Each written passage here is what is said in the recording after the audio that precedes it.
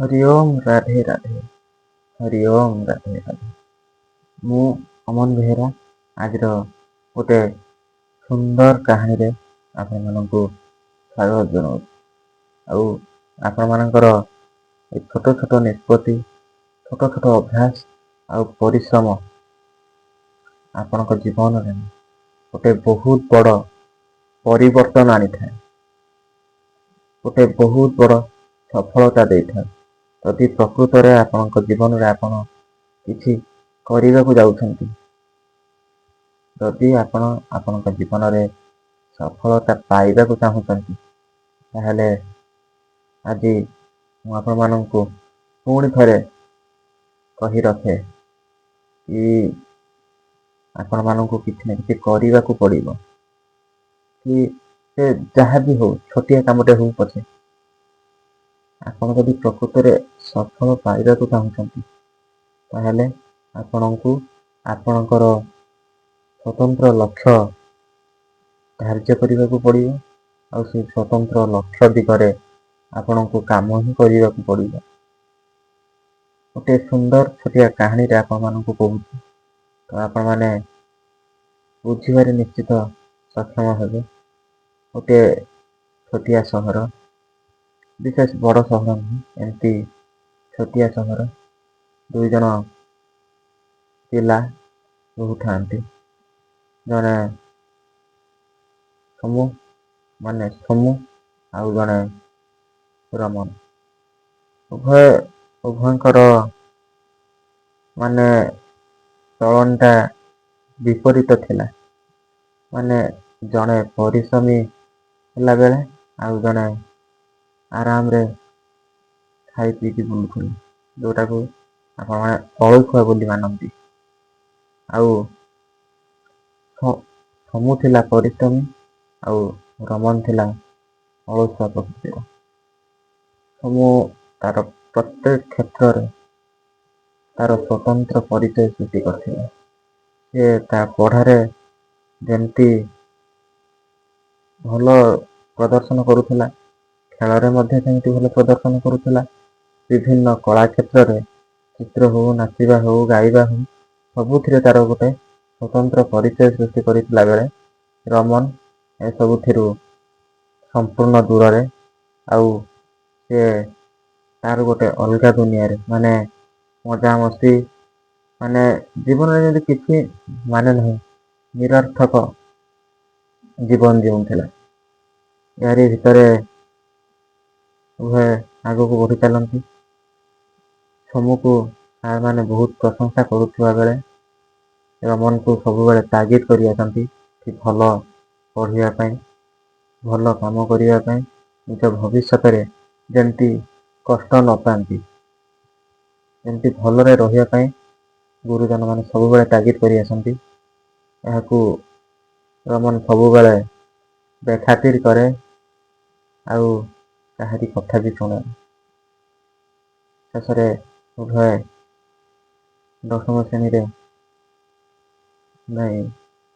Board ପରୀକ୍ଷା ଦିଅନ୍ତି।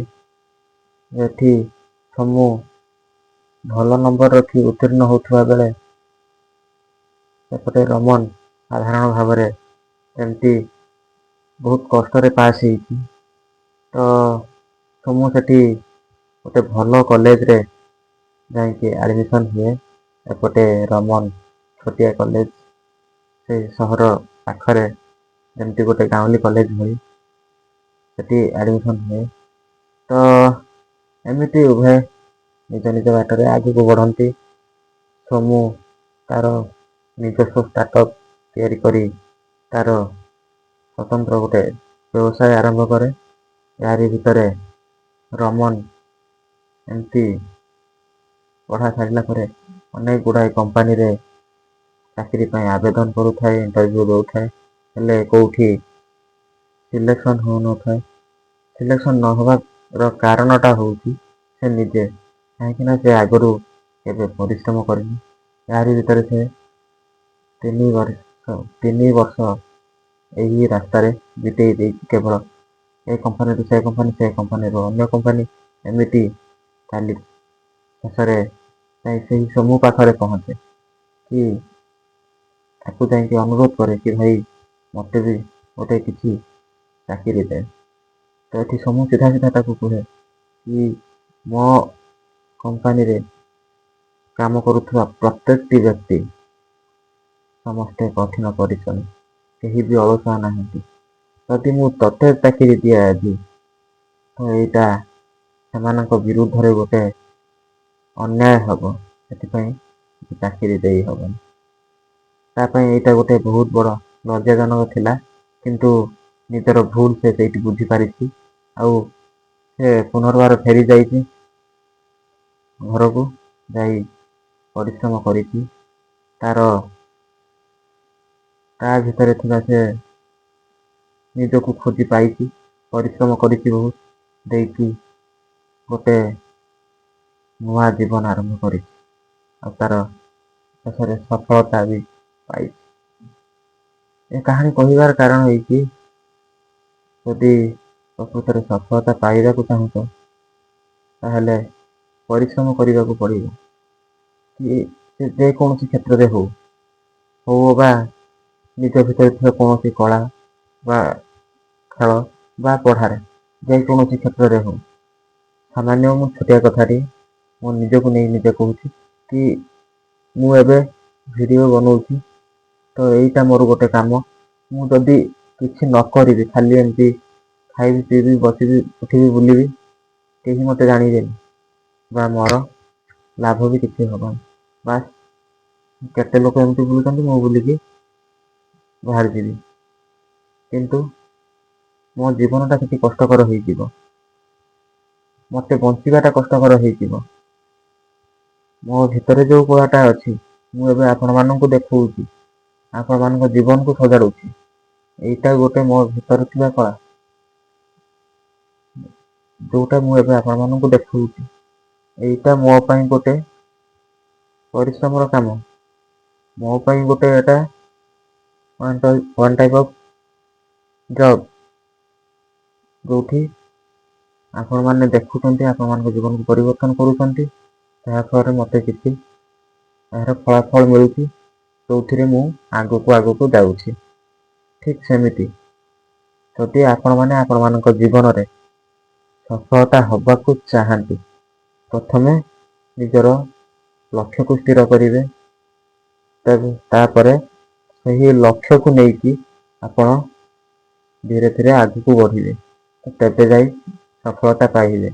ଆଉ କେବେ ବି ନିଜ ଲକ୍ଷ୍ୟକୁ ନେଇ ତରବର ହେବେନି କି ଗୋଟିଏ ରାତିରେ ବସି ମୁଁ ମୋ ଲକ୍ଷ୍ୟକୁ ସ୍ଥିର କରିନେଲି, ଆଉ ତା ପରଦିନ ଭାବିକି ମୁଁ ସଫଳତା ପାଇଯିବି, ସେଇଟା କେବେ ସମ୍ଭବ ନୁହେଁ। ଲକ୍ଷ୍ୟକୁ ହାସଲ କରିବା ପାଇଁ ଆମକୁ ପରିଶ୍ରମ ବି କରିବାକୁ ପଡ଼ିବ, ତ ତେବେ ଯାଇ ଆମକୁ ସଫଳତା ମିଳିବ। ପ୍ରଥମେ ପରିଶ୍ରମ କରିବା, ତ ତାପରେ ଯାଇ ଆମକୁ ସଫଳତା ମିଳିବ। ଆଉ ଯେଉଁ ଏବେ ମୁଁ ଭିଡ଼ିଓଟା ବନେଇଲି, ତ ପ୍ରଥମେ ମୋତେ ଭିଡ଼ିଓ ବନେଇବା ପାଇଁ ପଡ଼ିଲା, ତ ତାପରେ ଯାଇ ଆପଣମାନେ ଦେଖୁଛନ୍ତି କି ନାଇଁ ମୁଁ ଖାଲି ଏମିତି ବସିକି କହିଦେବି ହଁ ଭିଡ଼ିଓ ବନେଇବା, ସେମିତିରେ କିଛି ବି ହେବନି। ପ୍ରଥମେ ନିଜକୁ କାମ କରିବାକୁ ପଡ଼ିବ। ତ କ'ଣ ବୁଝିପାରିଲେ? ତ ଆଜିର ଏ କାହାଣୀର ଉଦ୍ଦେଶ୍ୟ ହେଉଛି ଏଇଆ କି ପ୍ରଥମେ କାମ କର, ପରିଶ୍ରମ କର, ତାପରେ ସଫଳତା ଆପେ ଆପେ ଆସିବ। ସକ୍ସେସ୍ ପଛରେ ଭାଗନି, ଏମିତି କିଛି କର ସକ୍ସେସ୍ ତମକୁ ଫଲୋ କରିକି ତମ ପାଖରେ ଆସି ପହଞ୍ଚିବ। ଏକ୍ସଲେନ୍ସର ପିଛା କର, 3 ଇଡିୟଟ୍ସ ଯେମିତି। ସକ୍ସେସ୍ ପଛରେ କେବେ ବି ଭାଗିବନି, ଏକ୍ସଲେନ୍ସର ପିଛା କର, ସକ୍ସେସ୍ ଆପେ ଆସିକି ପହଞ୍ଚିବ। ଆଜିର ଅନୁଚିନ୍ତା ଏଇଆ ହିଁ ଥିଲା।